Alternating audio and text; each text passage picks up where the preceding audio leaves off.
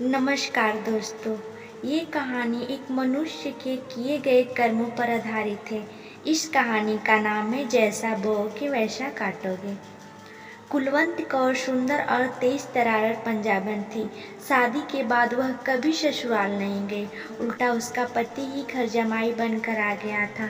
2 बेटे, बड़ा तो जवान होते ही चला गया और फिर वहीं किसी अंग्रेजन से शादी करके बस गया था। छोटा बेटा कुलवंत के साथ रहता था, पर भाई से सुना था कि वह 5 साल पहले ही गुजर गया। पति पहले ही गुजर चुके थे। अब उसके घर में बस 2 प्राणी ही बचे हैं, एक कुलवंत और दूसरी उसकी जवान विधवा बहू। कुलवंत शुरू से ही अक्कड़ और तेज स्वभाव की थी, सब पर हावी रहती थी, लड़ने में उस्ताद थी। पता नहीं बहू के साथ उसका कैसा व्यवहार होगा।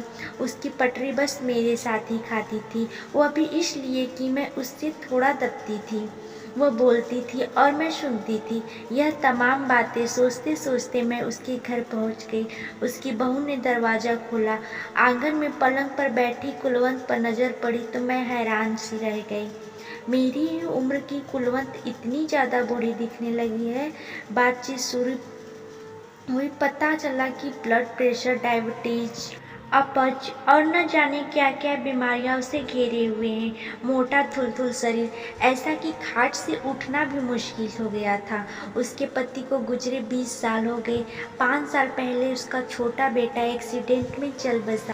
उसके बाद से कुलवंत अपनी बहू के साथ ही रह रही थी। रातें रिश्तेदार अब झांकने भी नहीं आते। कुलवंत की तेज तरारी को देखते हुए पहले भी कौन आता था। सफ़ेद कुर्ते सलवार में उसकी बहू का चेहरा देखकर मेरा दिल तड़प उठा।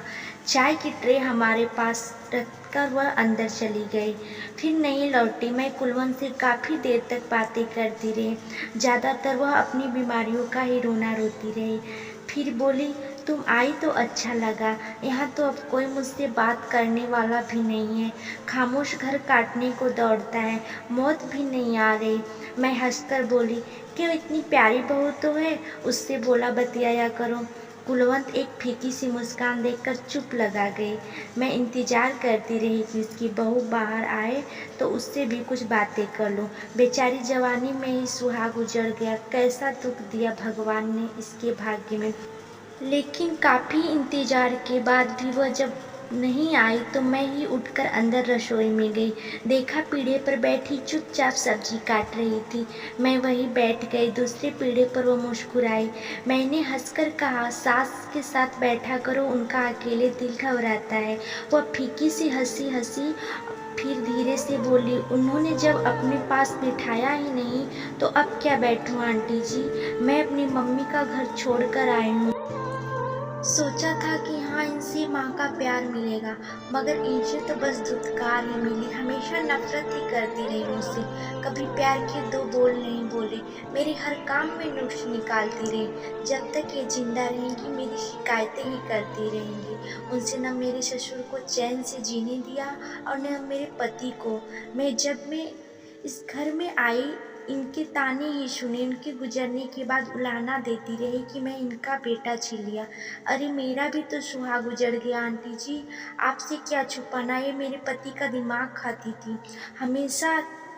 तभी एक दिन गुस्से में घर से निकला और उसका एक्सीडेंट हो गया। यही जिम्मेदारी है उसकी मौत का। इन्होंने कभी दूसरों की पीड़ा परेशानी न समझी, दूसरों की खामोशी न समझी। अगर अब ये शिकायत करे कि इनके पास कोई बैठता नहीं है तो उन्हें भी अच्छी तरह पता है कि इसमें गलती किसकी है।